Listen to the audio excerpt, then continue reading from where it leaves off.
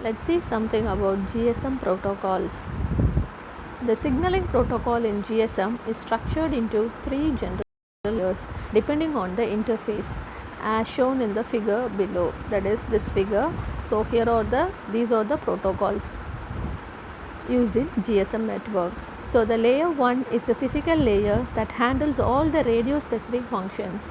So this includes the creation of bursts according to the 5 different formats, multiplexing of bursts into a TDMA frame, synchronization with the base transceiver station, detection of idle channels, and measurement of the channel quality on the downlink. The physical layer at the interface uses GMSK for the digital modulation and performs encryption or decryption of data. That is, encryption is not performed end to end but only between the mobile station and BSS over the air interface. So this is the protocol architecture for signaling which is used in the GSM. So we are going to explain all these protocols in the forthcoming part.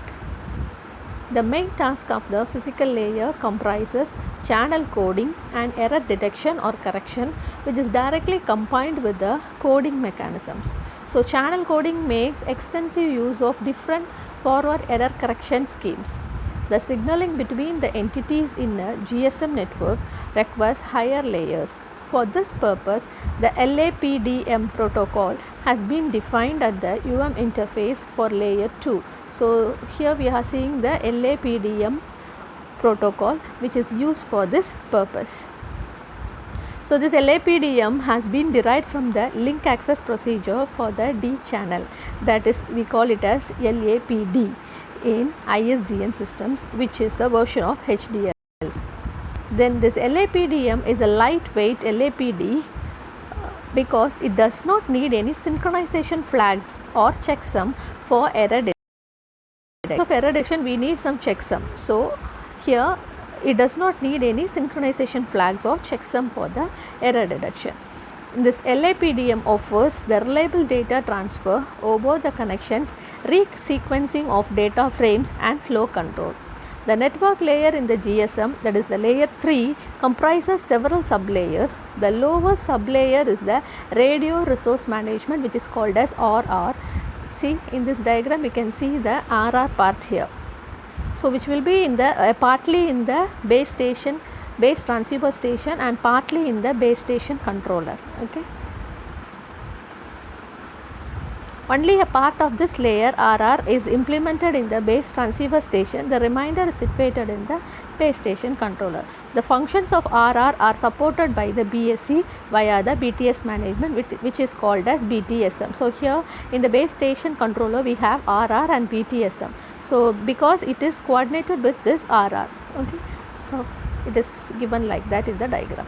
The main task of the RR are setup, maintenance and release of the radio channels, and this mobility management functions handle registration, authentication, identification, location updating and the provision of a temporary mobile subscriber identity, which we call it as TMSI.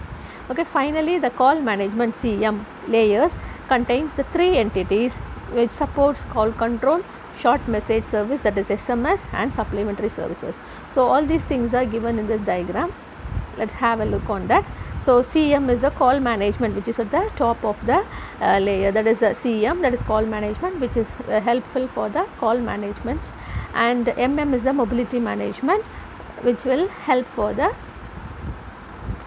functions like registration, authentication, identification, location updating, etc. Okay.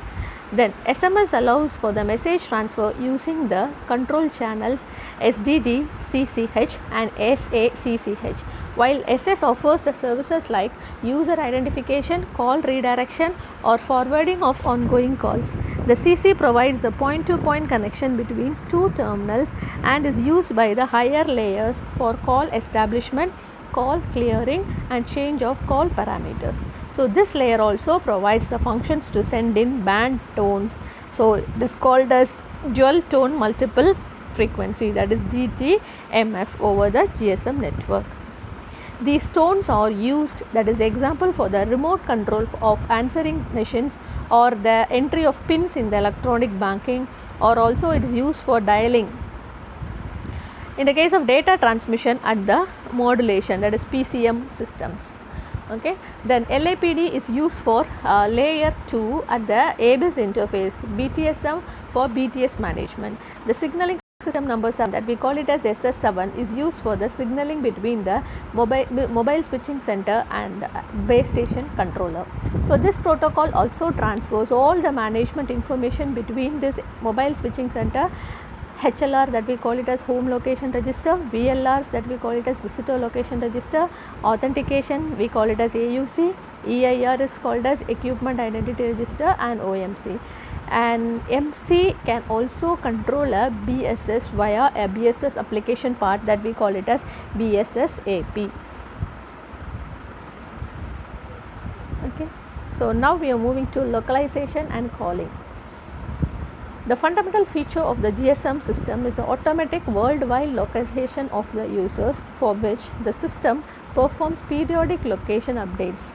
The HLR always contains information about the current location, and the VLR currently responsible for the mobile station, which informs the home location register about the location changes.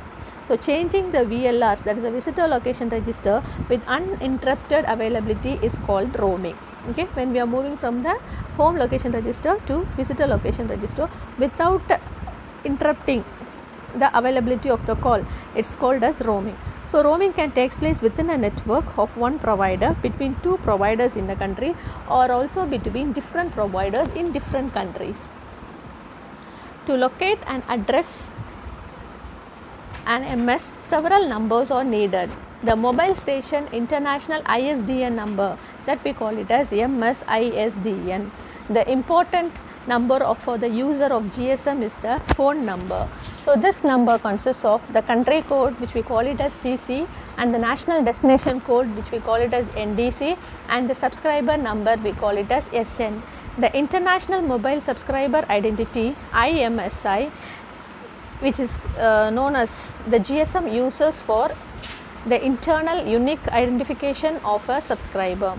So this IMSI consists of a mobile country code, that is MCC, the mobile network code, we call it as MNC, and finally the mobile subscriber identification number, MSIN. So already we have seen about this temporary mobile subscriber identity, that is TMSI. So to hide the IMSI, we would give some extra identity of the user signaling over the air interface. So GSM uses a 4-byte TMSI for local subscriber identification. Then we will see about the mobile station roaming number. So another temporary address that hides the identity and location of a subscriber is MSRN. The VLR generates this address on the request from the mobile switching center, and the address is also stored in the HLR, that is home location register. The MSRN contains the current visitor country code, that is we call it as VCC, the visitor national destination code, we call it as VNDC, the identification of the current MSC mobile switching center together with the subscriber number. The MSRN, that is a mobile station roaming number, helps the home location register to find a subscriber for an incoming call. For a mobile terminated call, that is MTC, the following figure shows the different steps that to take place. So step 1, in the step 1 that is shown in this figure. Okay, so it is, each one is given in as steps. So this 1, 2 numberings, everything relates to the step numbers.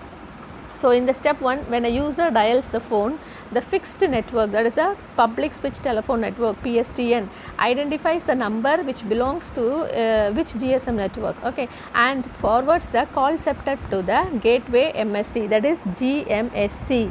Then the GMSC identifies the HLR for the subscriber and signals all the call setup to the HLR. Then HLR checks the number existence and it subscribed services and requests an MSRN from the current VLR. Then VLR sends the MSRN to the HLR. Upon receiving this MSRN, the HLR determines the MSC responsible for the mobile station and forwards the information to the GMSC.